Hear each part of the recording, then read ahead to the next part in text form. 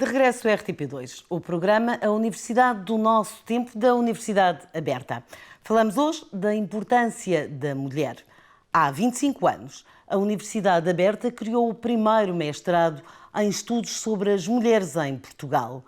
Maria Laura Pires e Maria Beatriz Rocha Trindade foram as responsáveis pela criação deste projeto. Hoje, numa emissão especial na Biblioteca da Universidade Aberta, para nos falar deste marco na vida académica, está a senhora professora Maria Beatriz Rocha Trindade e a senhora professora Teresa Joaquim, que coordenou este curso durante muitos anos. Senhora professora Maria Beatriz, começo por si. Como é que surgiu a ideia de criar este curso? Ora bem, a criação de qualquer curso está intimamente ligada à casa onde ele irá ser lecionado. É evidente que a implantação da Universidade Aberta em Portugal, uma outra universidade, uma última universidade no panorama académico português, pretendia não invadir de forma alguma os temas já tratados por outras universidades. E foi muito estimulante, porque havia um desafio à criatividade de todos nós de encontrar espaços temáticos não lecionados noutras casas, noutras academias. Foi assim, se me dá licença, que surgiu em Portugal o primeiro mestrado em Relações Interculturais, de tal maneira inovador nessa altura, que foi dada às pessoas que o frequentavam e obtinham esse diploma um avanço na sua carreira académica, enquanto professores do secundário, subiram uns anos nessa carreira sem que nada sequer tivesse sido solicitado pela própria universidade. E justamente nas conversas entre colegas e sobretudo entre a Maria Laura Betancourt Pires, que é uma colega querida, que era responsável pelos estudos americanos, já trazia essa especialidade da Universidade Nova de Lisboa e teve um papel decisivo nesta própria universidade. O contacto que ela estabelecia com a cultura americana, canadiana, onde foram realmente implantados os primeiros mestrados, fez-lhe surgir, e a mim própria, até num almoço num restaurante aqui bem perto, a ideia de refletirmos e de criarmos, através de uma proposta, naturalmente não fomos nós, foi um conselho científico, este mestrado sobre um tema totalmente novo no nosso país. E é muito agradável criar qualquer coisa de novo, ser inovador, não é? Sim, professora, é seguramente. E o que é que se ensinava à época? Ora bem, nós tentámos gizar no nosso gabinete uma proposta que foi apresentada ao Conselho Científico desta casa. A minha memória visual, que é muito útil, lembra-se perfeitamente na sala de atos da Universidade Aberta, que é muito bonita. Nós resolvemos propor justamente a criação deste mestrado e ficámos muito, muito admirados porque todas as pessoas, não digo todas, mas uma parte significativa, achou que era uma ideia estranha, bizarra, para que é que servia um mestrado sobre as mulheres. E tivemos até um comentário que ainda hoje recordamos a rir, mas que na altura ficámos um pouco revoltadas. Então, e em que é que ficam os especialistas, os mestres, quando obtiverem o diploma? Ficam especialistas em mulheres? Nós ficámos ofendidíssimas, naturalmente. E tentámos explicar que era importante conhecer melhor as mulheres, a história das mulheres, sobretudo criar a oportunidade de usufruir os direitos a que tinham direito, naturalmente, para repetir a palavra, e que não lhes eram dados. E teria que haver não só um conhecimento, uma sensibilização alargada, conducente a uma prática ou exercício de profissões várias, mas também a existência subjacente de um conhecimento teórico que fundamentasse justamente este mestrado. E assim foram escolhidas uma série de personalidades, de pessoas. É evidente que um mestrado com esta abordagem tem que ser um mestrado multidisciplinar, interdisciplinar. Sim. E quem o dirige atualmente, a querida colega Teresa Joaquim, explicará certamente, porque desde o início foi docente deste próprio mestrado, os colegas de excelência que lecionaram nesta casa, que embora tenham um ensino à distância, teve nessa altura um ensino presencial. Sra. Professora, o que é que mudou deste ensino que ouvíamos a Sra. Professora falar para os dias de hoje? Eu queria dizer que a forma como o mestrado foi pensado, que a professora Maria Beatriz acaba de referir, e a influência que houve também dos estudos americanos e das relações interculturais, este mestrado foi pensado de uma forma interdisciplinar. E o plano de estudos foi muito bem organizado, porque é um plano de estudos muito coeso, em que tem várias áreas das ciências sociais, a história, a sociologia do trabalho e do lazer, mas também fez a articulação com questões literárias e questões de artes. E isso foi muito interessante e desde o princípio considerei sempre que era um plano muito coeso e muito aberto a outras áreas e não focado só numa área, e acho que isso foi a riqueza do mestrado e do plano. Esse plano tem-se mantido e fizemos algumas mudanças com outras colegas da coordenação, não tenho estado só na coordenação sozinha, há outras colegas, como a Rosana Albuquerque, a Cristina Vieira e agora também a Bárbara Beckström, que mudámos um bocadinho algumas coisas que têm a ver normalmente com questões de epistemologias feministas que não existiam inicialmente, e também o próprio seminário de projeto a ajudar, que um ano em que nós queremos acompanhar as mestrandas e os mestrandos. Devo dizer que o mestrado logo no primeiro ano teve um aluno que era um psiquiatra, logo que foi do primeiro curso, e, portanto, esse trabalho temos feito e vindo a alterar.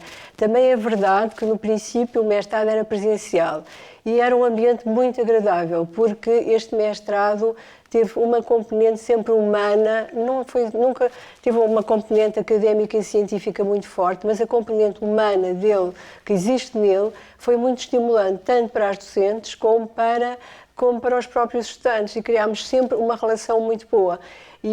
Porque as pessoas traziam questões existenciais. As pessoas que vieram frequentar estes mestrados, algumas delas tinham questões existenciais e não vinham só por questões meramente de carreira ou do trabalho que estavam a fazer. Muitas tinham a ver com questões, obviamente, de igualdade de oportunidades, com o trabalho que fazem em ONGs ou que fazem em autarquias. E, portanto, essa riqueza, tivemos uma primeira do primeiro grupo, a Gabriela Salgueiro, tinha sido secretária de Estado da Maria Lourdes Pintacilgo, portanto, tivemos a Maria Antónia Fiadeiro, tivemos pessoas muito que já tinham um longo percurso profissional, académico e cívico nesta área, e tudo isso deu uma enorme qualidade ao trabalho que foi feito.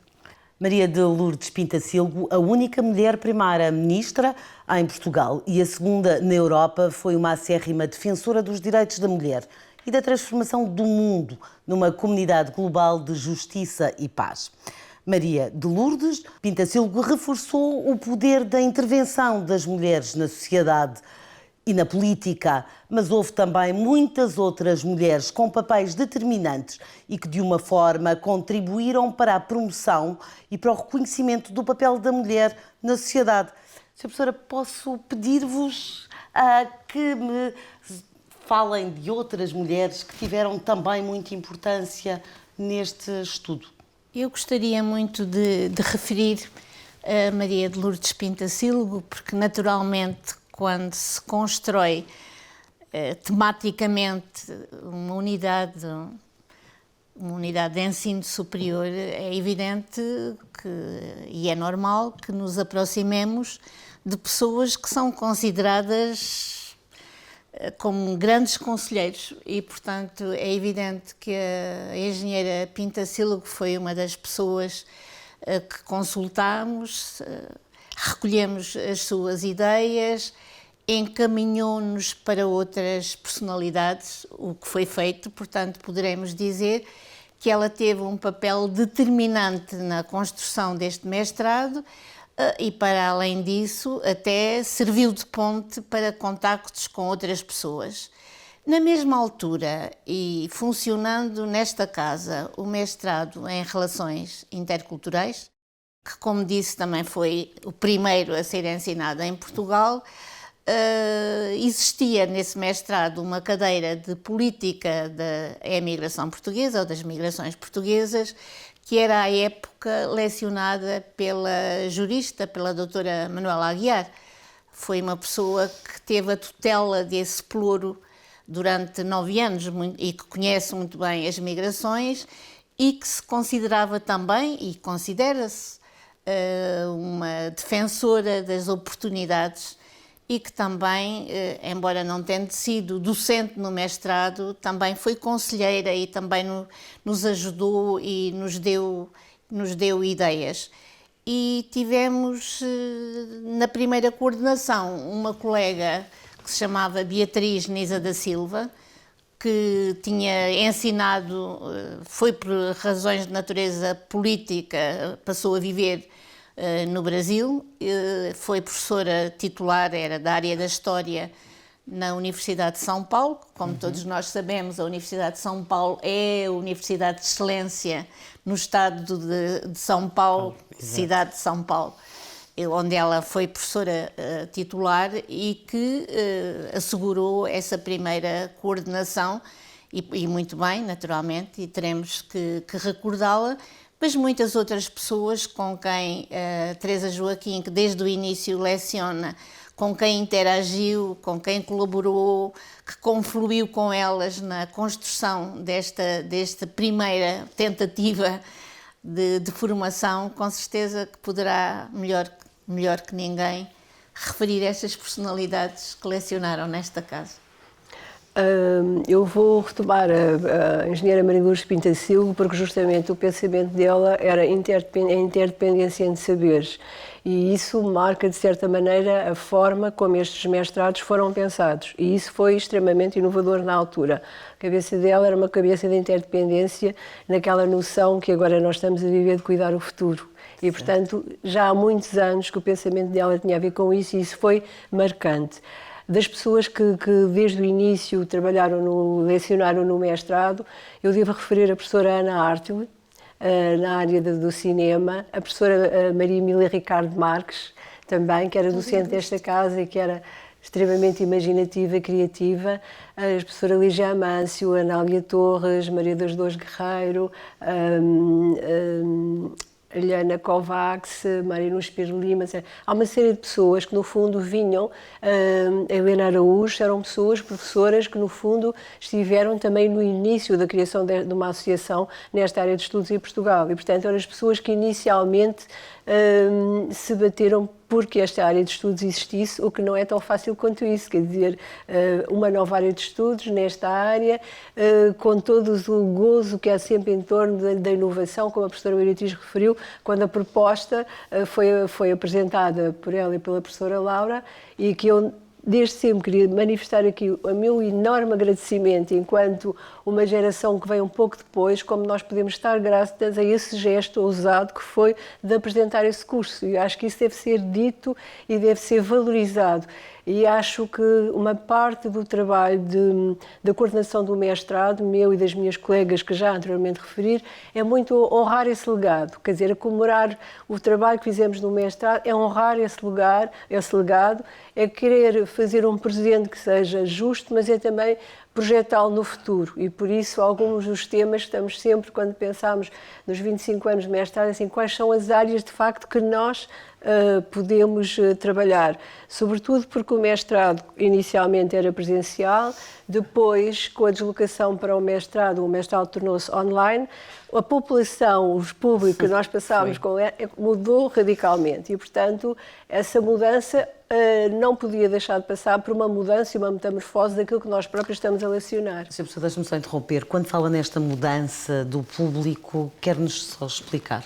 Passámos a ter pessoas que vivem, nomeadamente, os países de língua oficial portuguesa, Moçambique, Angola, Timor, São Tomé, Cabo Verde, pessoas migrantes em vários países, mas de língua portuguesa, e isso também trouxe uma enorme riqueza. Significa que nós passámos a ter um mapa de relações e de mundos e de culturas muito diversas. Essa diversidade das mulheres e da experiência delas e dos próprios percursos académicos, porque as pessoas em geral, quando vêm com licenciaturas, formações muito diversas. Portanto, essa confluência no espaço de uma disciplina é muito interessante em termos de questionamento do próprio saber e daquilo que estamos a fazer e do rigor com que estamos a fazer.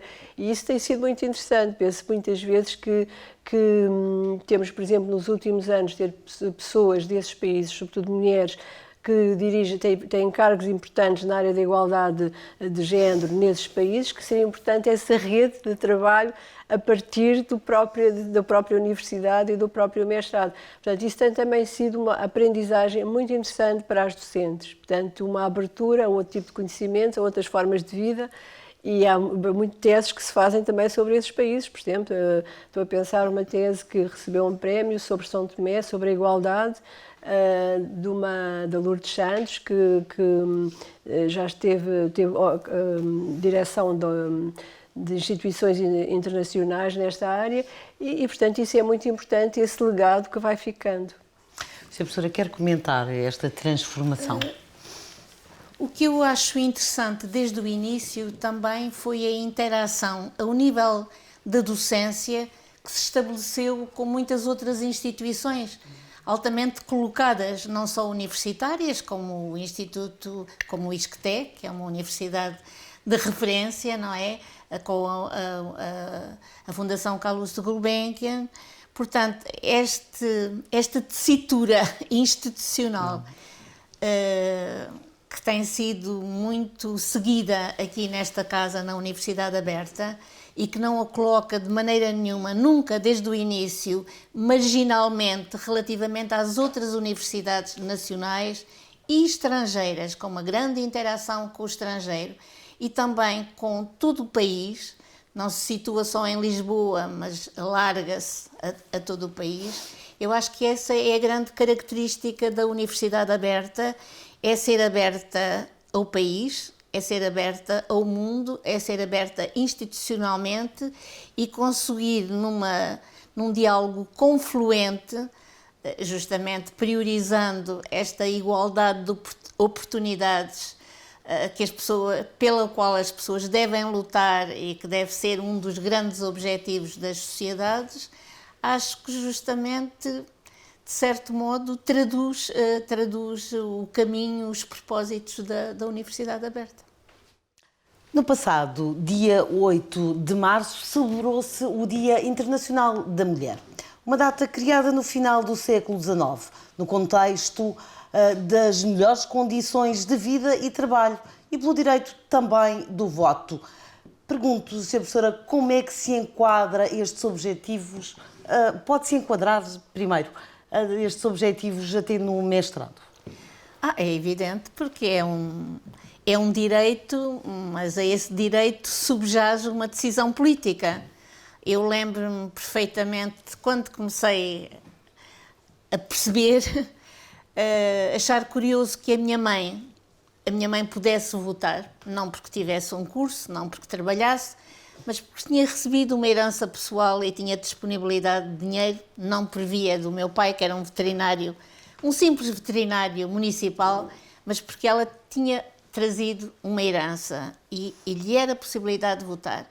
E porque é que a maioria das pessoas, mulheres, exatamente como outros direitos, não é? Eu lembro-me que cheguei à fronteira com os meus filhos para ir para a França, onde vivi, quando fizemos o doutoramento, e não pude passar, porque realmente não trazia a licença do meu marido. Portanto, há coisas do mais simples e da nossa vida pessoal, do dia-a-dia, que nós nem pensamos como eram. E o que foi necessário estabelecer a luta para fazer compreender que não era uma concessão e que não era uma permissão, mas que era a ordem natural das coisas, que os seres humanos, qualquer que fosse o género, qualquer que fosse a tendência, era admissível na diversidade, que é das coisas que eu mais prezo, é a diversidade. Compreender, aceitar e regozijar-nos pela diversidade que só enriquece o mundo. Sim, professora. Claro, eu concordo inteiramente com o que disse a professora Maria Beatriz. E devo dizer que uma das questões que tem sido muito importantes também tem sido essa teia que a professora fez, referiu, com outras instituições, com associações, com muitas conferências. Este mestrado organizou muitas conferências com colegas a nível internacional. Também há outras colegas que eu não mencionei do início do mestrado, que eu quero que fique aqui registado, a professora Anne Cová, e também a professora Margarida Chagas Lopes, que é de um grupo inicial que deve ser também referido, e essa teia de relações, por exemplo, a Associação Portuguesa de Estudos sobre as Mulheres, que tem sempre apoiado o nosso trabalho, a Comissão para a Igualdade também, nos vários, portanto, tem sempre apoiado o trabalho que tem sido feito. E há, de facto, uma questão, não só no mestrado, há essa aprendizagem dos vários direitos que foram sendo conseguidos, não é? E as várias gerações de direitos, não é? Mas, ao mesmo tempo, preocupamos agora com a transmissão, como é que nós transmitimos às gerações futuras justamente uma série de lutas que foram feitas, não é? E isso está, de certa maneira, a acontecer. Penso, por exemplo, as Novas Cartas Portuguesas, que durante anos, que é um livro fabuloso, que colocou o feminismo português a nível do contexto internacional, não por boas razões, mas porque é, de facto, um texto belíssimo, trazê-lo para a atualidade, discutir esses textos, discutir esse percurso e perceber o que é possível fazer e transformar. Também, neste contexto, estamos atentas, por exemplo, às feministas afrodescendentes, que vivem no nosso país, que têm outra noção de feminismo. Portanto, a que ponto, quais são as pontes que vamos fazer, quais outras imagens vão trazer sobre nós próprios e nós até sobre as próprias nossas lutas neste país. O mestrado é feito nessas pontes, com pessoas, com organizações, com instituições, com questões internacionais, com questões nacionais, com a atenção ao mundo em que vivemos, que neste momento está tão complicado. Imagina as mulheres ucranianas a saírem dos seus países com as crianças, e tudo isso faz parte deste trabalho conjunto. É um trabalho de várias linhas, muitas. Os direitos da mulher continuam a ser limitados em muitos países. Há pouco a professora referia isto, tanto por razões culturais como também religiosas. O que é que nós podemos fazer e o que é que estes estudos podem fazer para alterar a situação? É possível fazer alguma coisa? Eu acho que uma busca das pessoas que procuram este mestrado tem muito a ver com a capacidade de fundamentação teórica das questões, não é? É não achar que as coisas são assim de uma forma natural. As mulheres são assim, as mulheres têm este lugar, as mulheres não podem votar, as mulheres não podiam escrever sem publicar um livro sem autorização do marido. É trazer isso para o presente, mas é perceber que isso tem que ser modificado e que isso tem que ter uma atualidade. E há imensos movimentos a nível internacional de mulheres que se batem pelas questões das mulheres nesses países.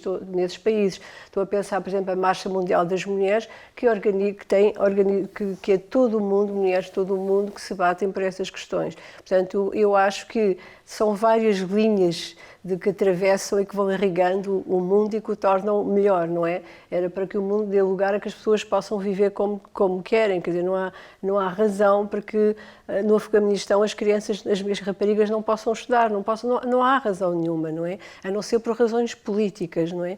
E essas razões têm que ser analisadas, têm que ser transformadas. E houve um caminho enorme, não é? Eu devo dizer, mesmo cá em Portugal, desde a Comissão da Condição Feminina, criada pela engenheira Maria de Lourdes Pinto da Silva até agora, há um caminho imenso. Para fazer. Foi feito e a fazer. Sra. Professora, ainda faz sentido a existência deste mestrado? Se não fizesse sentido, poderíamos pensar que a cultura que é estática, que não é dinâmica, e centenas de definições de cultura. Não vou agora lembrar nenhuma delas, mas essencial à cultura é a dinâmica cultural.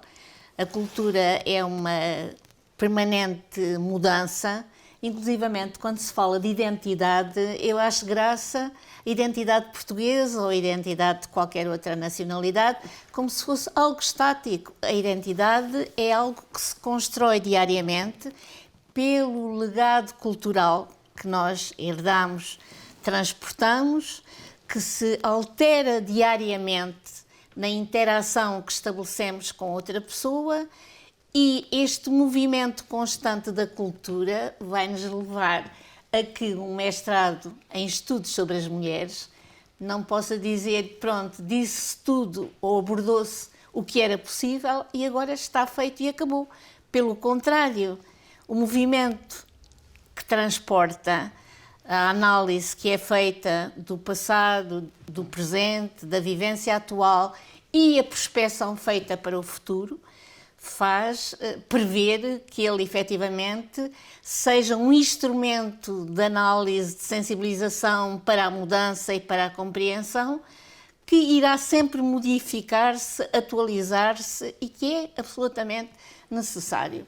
Eu já agora aproveito, não é para responder a uma pergunta, mas era para lembrar destas mensagens que nós hoje recebemos todos os dias nos nossos telemóveis. Eu achei muita graça porque recebi uma mensagem que era as regras existentes para o casamento das professoras do ensino primário. E até é pena que não possam mostrá-las ao grande público, porque é efetivamente inacreditável. As pessoas do ensino primário, que hoje já não existe, hoje é ensino básico e há toda uma construção diferente, tinham que ter um marido com determinadas características. E realmente isto é tão terrível quando a pessoa pensa que um casamento se faz por amor, por uma ligação, por um bom entendimento, ter que atender a todo um comportamento, não era um comportamento cívico no estrito, mas um bom comportamento, uma boa adesão à situação atual, a um marido que efetivamente ganhasse o suficiente até para complementar os ordenados de exploração baixíssimos e injustos que existiam. E eu digo assim, quando olho para trás, um olhar retrospectivo, dá realmente uma mudança que nós nem nos apercebemos no viver do dia-a-dia. Isto é mais um ponto para pensar, não, o mestrado teve esta evolução num quarto de século, ele hoje é o que é e vai ter que se modificar, naturalmente ainda mais rapidamente e mais atendendo à mudança do mundo que o cerca, a comunicação. Qual a diferença da comunicação, não é? Hoje existente. Portanto, vamos para a frente, continuemos com força, reforçando-a, que até aqui... Sra. Professora, continuar com este mestrado. Eu queria só dizer uma coisa, é justamente essa noção de que as coisas são assim, que o mestrado tenta questionar. E devo dizer uma coisa, o mestrado é mestrado de estudos sobre as mulheres, foi assim que ele começou, mas ele agora é estudos sobre as mulheres, género, cidadania e desenvolvimento. E isso implica também outras linhas de ação que têm a ver com essas mudanças e que eu considero muito importante e que são certamente futuro em relação ao mestrado, que esse subtítulo é, no fundo, o nosso trabalho atual e futuro. Muito... Só licença que eu acrescente algo. Claro. Nós aqui temos um mestrado com 25 anos, mas este mestrado, ao nível mundial, e eu referi a colega Maria Laura Pires, ligado aos estudos americanos, o primeiro mestrado em estudos sobre as mulheres, eu julgo não me enganar, data a ideia 1969 e o primeiro na Universidade de Cornell, nos Estados Unidos, e depois em muitas outras universidades dos anos 70.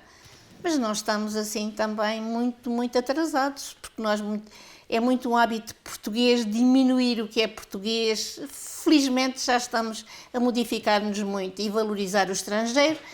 Nós somos diferentes, mas existimos e fazemos coisas muito bem feitas. Fazemos seguramente, Sra. Professora, mais uma vez, obrigada às duas por estarem connosco neste programa. Uma evolução. 25 anos depois, o mestrado em estudos sobre as mulheres foi acreditado por mais 6 anos pela Agência de Avaliação e Acreditação do Ensino Superior, A3ES, considerando um marco importante no panorama nacional, sendo reconhecida a sua relevância científica, política e social. Regressamos dentro de 15 dias na única universidade pública de ensino à distância, Universidade Aberta.